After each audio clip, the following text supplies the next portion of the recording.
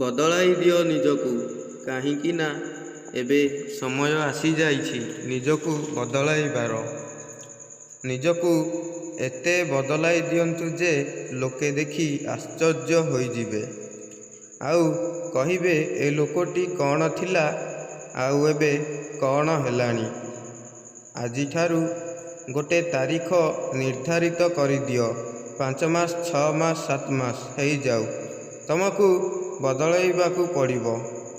ଆଉ ଯେତେବେଳେ ଛୋଟ ଛୋଟ ଜିନିଷରେ ଇମ୍ପ୍ରୁଭ୍ କରିବ, ତମ ପର୍ସନାଲିଟି ଆଉ ମାଇଣ୍ଡରେ ଚେଞ୍ଜ ଆସିବ। ଆଉ ତୁମେ ନିଜକୁ ନିଜେ ଦେଖିକି ଭାବିବ, ମୁଁ କ'ଣ ଥିଲି ଆଉ କ'ଣ ହେଲିଣି।